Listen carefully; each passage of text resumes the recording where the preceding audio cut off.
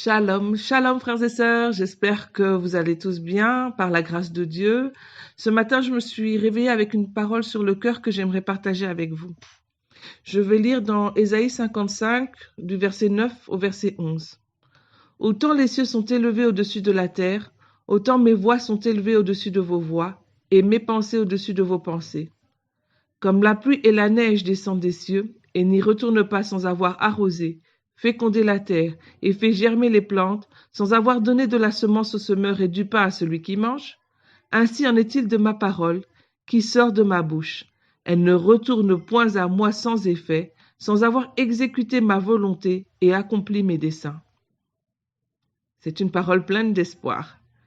Voyez-vous, depuis qu'on a commencé l'opération Souffle de vie, il m'est arrivé d'entendre des paroles du genre « Vous déclarez la parole, mais ça fait combien d'années que les Congolais prient pour que les choses changent ?» Ou encore « Dieu semble avoir oublié la RDC, Haïti ou encore l'Afghanistan. » Seulement à la lumière de ce que je viens de lire, nous savons tous qu'il n'en est rien. Dieu a des projets de bonheur et non de malheur pour chacun de nous, afin que nous ayons de la vie et de l'espérance. Jérémie 29, 11. Il dit que toute chose concourt au bien de ceux qui l'aiment. Romains 8, 28. N'est-ce pas merveilleux? Ce n'est pas parce qu'en ce moment, dans le visible, on ne voit pas les effets des paroles qu'elles ne portent pas de fruits. Savez-vous comment se comporte un sol quand il pleut après une forte sécheresse? Il peut y avoir des inondations parce que le sol est tellement compact que l'eau ne s'infiltre pas. Et donc cela peut provoquer encore plus de dégâts.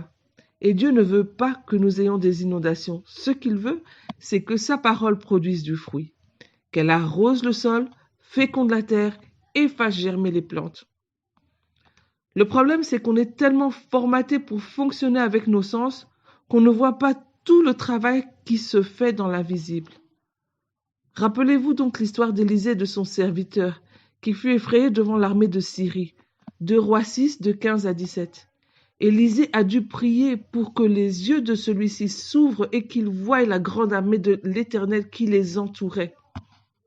Mes frères et mes sœurs, ne vous laissez pas décourager par de tels propos. Demandez à Dieu de vous ouvrir les yeux afin que vous puissiez voir cette armée d'anges qui travaille en ce moment parce que vous déclarez la parole de Dieu.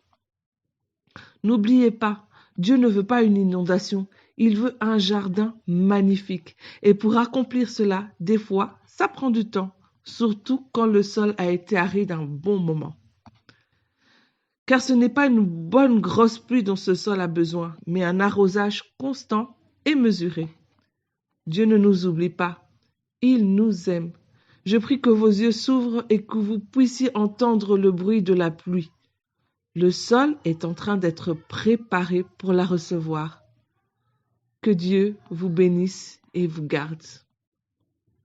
Ce bruit qui annonce la pluie, l'entendez-vous?